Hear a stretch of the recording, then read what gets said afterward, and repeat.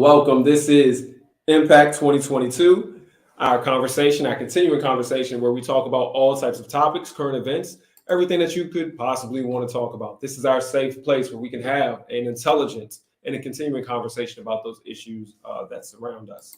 And as always, we ask and remind that you can type questions into the comment section because this is a conversation in the two-way street.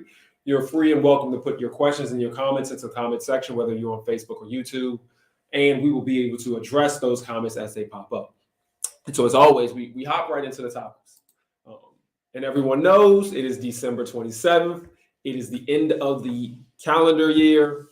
This is the point in time where we do a lot of reflection on the year and kind of see what has happened over 2022. And this should, right now it'll be no different. What we'll do is similar in the same thing. What we've talked about this year has been a myriad of different topics all throughout the year. Ironically, though, many of the topics that we talked about at the beginning of the year are still here and present at the end of the year. At the beginning of the year, we were talking about, racial issues. We were talking about discrimination. We were talking about moments where there were people who felt a little bit entitled and took it out on people of color. We've had numerous things. We had an issue where we had a man at a hotel at the beginning of the year with his son, and a lady said that the son had stolen an item from him, and the lady basically tried to assault the black man's son, and they called it a Karen issue. And then that was at the beginning of the year. And then just recently, we had another issue at a hotel where a black comedian was racially profiled. Full circle. Same things we do at the beginning, we had at the end. At the beginning of the year, we had Whoopi Goldberg getting in trouble for making comments about Jewish people. And ironically, here at the end of the year, Whoopi Goldberg just got in trouble again for making comments about Jewish people. And so we've circled through and cycled through. And in jest, those things are funny, but actually at the same time, that's what's problematic, is that the same issues that we've had at the beginning of the year, we had at the end of the year, and you can anticipate that some of these same issues will happen again next year. And so that we have to, as people, acknowledge that things change slowly, and we have to be vigilant in our efforts towards making change happen, making sure that we pay attention to what's going on around us. And so for 2023, 2022, a reminder that 2022 was a challenging year for people of color. We've had a lot of different things go on. We've had some attacks on CRT, and we've had critical race theory. We've had some attacks on just history. We've had attacks on books. We've had attacks on faith and our application of it with the rise of Christian nationalism and other weird things such as that. And so there has been an extremely interesting and challenging time when you sit back and you look at the blowback or the comeback against some of the advances that were made over the past couple of years in 2022, 2021, when it comes to some legislation, when it comes to some understanding about the plight of different people, especially people of color. And so 2022 was the year of the blowback when I say they, those are the people who are not happy that race was such a big topic over the past couple of years. They were able to come back and push back against those issues, push back against race being a topic of conversation, and try to push it down a little bit, trying to make sure that it's not happening in our schools, our places of worship. It's not happening on a political scale. It's not happening in our everyday conversation. They push back with a lot of the efforts of saying, their effort was to say that people's feelings were getting hurt, that we didn't want to make people feel bad, that we need to protect the children and make sure that they don't see some of the horrible things that were done in the past, because that will make them feel bad about themselves. And shame on us if we do those things. And so that was the pushback. And so that's what happened in 2022. And so the battleground for the next year, and I'm not a big, as the calendar changes, there's all these special changes. But going into the next year, We can expect those types of conversations and those types of pushes to be the same. We can continue to expect that books will be attacked. We can continue to expect that Black history will continue to be attacked. We can continue to expect that the conversation and being able to speak your mind will be attacked. And that's the major thing again, and that's why we are here at 2022, because dialogue, open conversation, and thought is being attacked, constantly being attacked, and that's not from one group, or if you're politically inclined, one side. We all attack it. We as a people, as a society, are just not open to thought or differing thoughts as much as we used to. We don't all have to agree, but we should have the ability to speak through our thoughts, to think aloud. We should have the ability to say some things, have them challenged, be open to them. We should have the ability to be able to change our thoughts and our opinions, and we need to have safe spaces of conversation, and that's what this is, and that's what I hope that everybody continues to do outside of here in their personal lives. Two quick things, and then that have happened in the news. One, there was an incident at a hospital in the Michigan area where a pregnant woman was in the lobby waiting, woman of color, and the woman got into a disagreement with the nurse because it was just taking too long. And so she was pregnant, she was sick or in a medical situation because she was at the hospital, and they brought the doctor out. The nurse didn't really, she was dealing with him, but they brought the doctor out. And then the doctor threatened to get security and throw the lady out. Now I understand heated disagreement, but it was a reminder in the situation of two things. One, the points were pointed out that there was a racial inequity between how Black people are treated and other people are treated in hospitals sometimes, especially in waiting room. But it also was a reminder of that the mortality rate for women, Black women, women of color, when it comes to their birth, is much, much higher than it is for other groups. And it's not something of an issue with the physical makeup. It's not a biological issue. It's not a DNA issue, but it's an issue of people not respecting. Well, there's many theories, but one of the major theories is that people are not respecting the fact of when someone of color has a grievance, or when someone of color speaks about pain, or when someone of color complains of an issue, that they're not given the same amount of respect and room that others are. And so the medical community doesn't pay as much attention to the issues of Black women, especially when they're pregnant, and the mortality rate is significantly higher for Black women than it is for everybody else. And this is a reminder of that you're going to throw somebody out who's pregnant and in at the hospital. And so your remedy for them complaining about the wait is to throw them out. Whether you're having a conversation or not, and having a poor professional manner, or poor bedside manner, whatever you want to call it, a poor professional manner to where you can't figure out a way to get this person served, or be able to calm this situation down, de-escalate the situation. You're quick to want to throw a sick person out. Where's your duty to what you're supposed to do? Comment: we have seen some of the most inhumane treatment of people. Why would you bus people to the vice president's residence during the worst weather across the country? And that's where we were going as well. That's perfect and right order, because that's what it leads into. What we've seen over the course of the year is a dehumanizing of others, a lack of responsibility that we have, or that we pass down from one person to another towards our fellow human beings. And so when you have people And we've talked about Texas, and we talked about the governor of Texas, Governor Abbott, who has been busing people, immigrants, migrants across the country and just dropping them off in places. Martha's Vineyard, dropping them off in D.C. And just recently, this past week, they did the same thing where they got some people and they claim, well, we got people and we signed them up, or they had a waiver. We had it in different languages, so they knew exactly what they were doing. And they took people from Texas and they bused them all the way into the DC area in the middle of a winter storm, in the middle of the cold. People who were unprepared, didn't have any housing or anywhere to go, and just dropped them off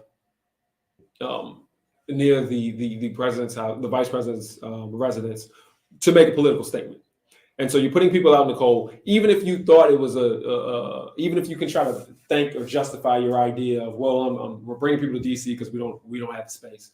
To do that, to play with people's lives in the middle of a storm, and to put them not near a shelter, nowhere near a shelter, and not setting up any kind of, transportation, communication with the shelters, as you drop them off in the middle of a storm where it's cold, and you're dealing with people who may not have ever, dealt with this type of weather. You don't know where they're from or what they've done, and you don't know how prepared they are or understanding they are for this weather. So even if you had a waiver and you sat back and said, well, we're taking you to DC, there's no way you're going to understand. Like, it's cold.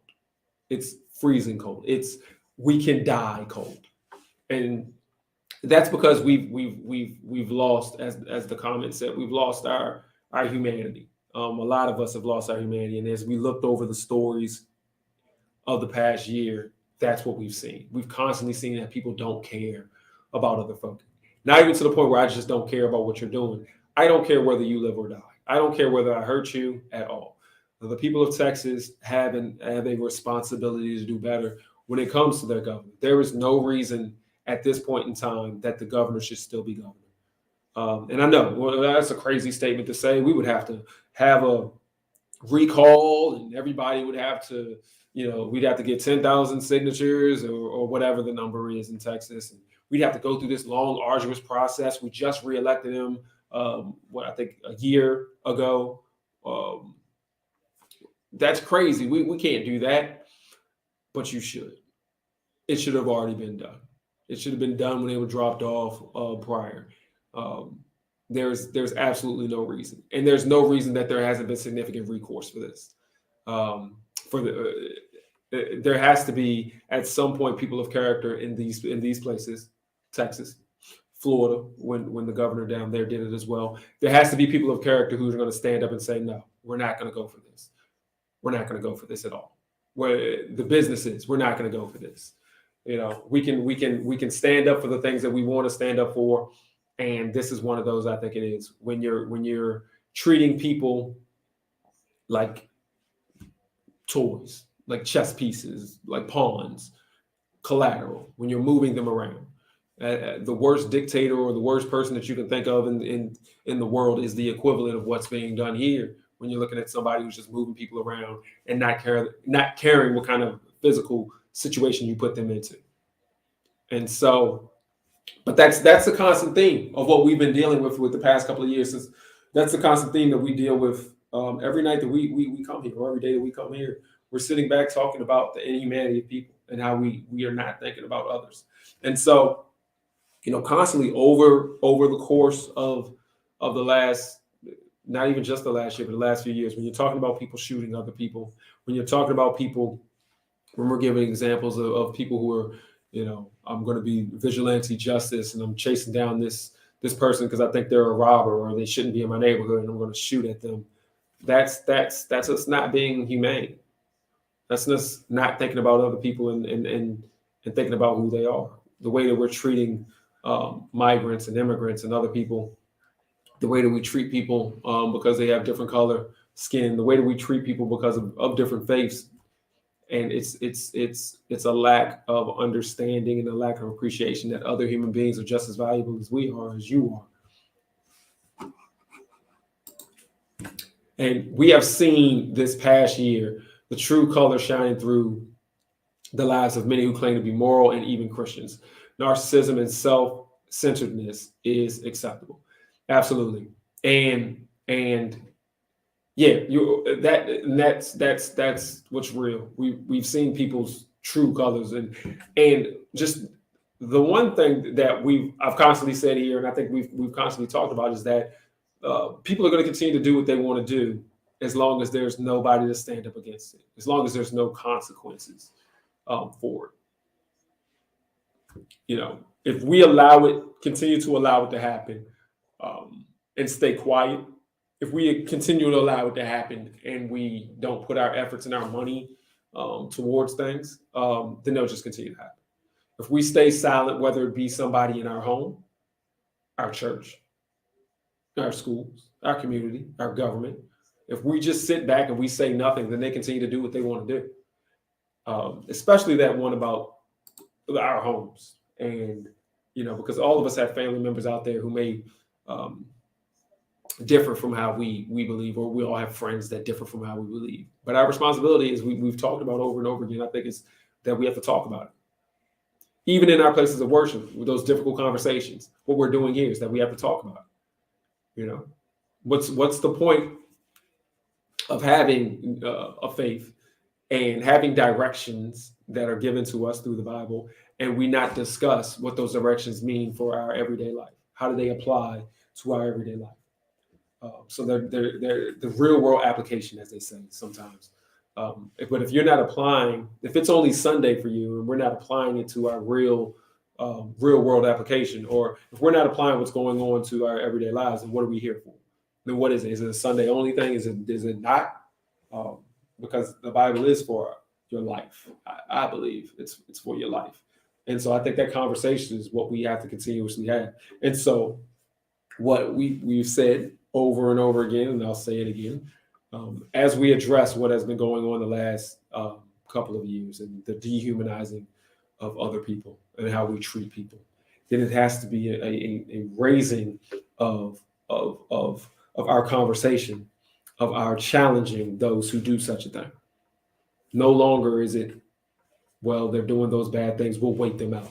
We'll wait till they're no longer in charge, or we'll wait till their hearts and their mind changes. No, we need to talk directly to it. It doesn't have to always be some kind of altercation, but it definitely needs to be a conversation. And so, we've seen examples the same way we see the examples in the blowback when, Whoopi Goldberg said what she said earlier in the year about Jewish people, which to the life of me, I don't understand why her having that opinion and was such a bad such a bad thing. That was a conversation that she was trying to have and work her way through a thought. But the same way that there was blowback for her, where there were consequences for her, there should be consequences when somebody does something as bad as what the governor in Texas has done. The same way there's consequences for some of the more extreme things that have gone on this year, whether it be a lot of our celebrities getting out of pocket with the words that they're saying and the comments that they're saying, and they lose sponsors and they do things like that. There should be just as much blowback for some of these political leaders who are doing horrible, horrible things to individuals. And so, I've always said this, and I'll always say this: Texas, everybody who lives in Texas, it is your responsibility to do what you can do to get rid of that governor for doing these horrible things to people. You have to make a message, send a message very clearly. And this is not political, this is moral. You don't have somebody taking people and just using them as political pawns and putting them in dangerous situations such as that. We devalued lives. And if we can't even start there, ain't no point in you even going to church on Sunday and talking about how much you love God and God's creation, and then you just sit back the rest of the day chilling, not thinking about the fact that your governor is just using and abusing people. Given all that's going on in today's society, what should we as a church be doing? What should we as Christians be doing? We are called to be a light into the world. What example have we set? Yes. Yes. I think the churches should be doing a lot more. what we have to, we should be doing a lot more. And I'm not going to say what we have to start is here, but I think there's a combination. We need to be doing more, and we also need to be talking more, because what we're not doing is talking about these situations. We're not having conversations about these specific issues that are going on in the world. And so we don't address them because we won't even talk about them. We want to be all nice and we want to keep it, keep it to a certain level of conversation, but we have to have conversations about the things that are going on in the world around us. We are a part of the world. We are not insulated from us. Yes, we are set aside. We are, it's not the same. But the things that go on and affect other people, we should be addressing. We should be addressing what goes on in our communities, not that we are apart from it, or it's them over there doing that. And so, as a church, we should be addressing issues. We have to talk about those issues so we can come up with a plan. Also, just knowing whether or not that's okay. The question, when you see something like this happen, I think the question should be asked: is this something that's okay? Especially as a Christian, should I be okay with this? Let's talk about this. What do I think that the Bible says about this? What do I think that a good person does about this? What do I think that a Christian person? These conversations need to be happening. And I think that there's a lack of that. I know that there's a lack of that in the church. The church is not having these conversations. The church does not want to get political. The church does not want to get current eventy. They don't want to necessarily talk about current events, maybe behind closed doors in certain situations, but we don't talk about this. And so for us to be able to address issues and to us to be able to be out front on issues, we have to talk about it. Different denominations do it a different way. I always have to give people credit where credit is due. As much as I disagree with some of the positions that, the Catholic Church has as a whole, what they do is they address issues. The cardinals, the popes, they sit back and they address issues. They talk directly to them. I may not agree with what they say, but they address issues. I wish it was a little bit more conversation amongst, more people, and it was just not, the chosen few that make the proclamations and then you just go with it. But at least that they're addressing the issues. They're talking to the issues. And I think the rest of us need to do that as well. The church has to be an example. And the only way we're going to be an example is, one, we talk to those issues, and two, we talk to those issues inside of the church and let our position be known. And so we have to continue doing stuff like this. But more importantly, I think we have to continue to have those conversations in our church between members, and those questions and comments have to continue to come in and go back and forth. We don't need to be just making it up as we go along, where we send everybody home and say, all right, figure it out. Be a moral person, be a good Christian, figure it out. But that's a responsibility of the individuals as well. You got to make sure that you're coming in there to have those conversations. We all need to be a Bible study. We all need to know what the Bible is saying. And then in Bible study, we not only talk about what's happening then, but we talk about what's happening now and how then is guiding what's happening now. And so, we have to set the example. I think that's the key. And that's why this comment is so great. We are the light of the world, and we have to shine light on these situations. And so we need to be more prepared by continuously continuously having conversations about these individual situations so that we can affect them. And that's where we are. So that's where we are, and that's what we've done for this past year, and that's what we're going to continue to do going into the next year. And so I appreciate everyone who's been with us over the course of this year. Now, going into next year, we will have a couple of format changes. Here we're trying to do some different things. Even the setup of how we're going to look, we're trying to do some different things where you actually can see some other people instead of just always seeing them over the technology with a split screen and everything like that. Maybe see some people in real life. Well, not real life for you, but I'll see them in real life, and we can talk and have conversations face to face. And so please continue to join us. Thank you for joining us all year. Continue to join us next year. As we will no longer be Impact 2022, we will be Impact 20 2023. But as always, keep the conversation going. That's why we're here. That's what it's for. We need to be talking about what is going on, what we believe, and coming to conclusions about what we're doing and having questions and conversations. Questions and conversation. That's what we're here for. Thank you, everyone, and see you next year.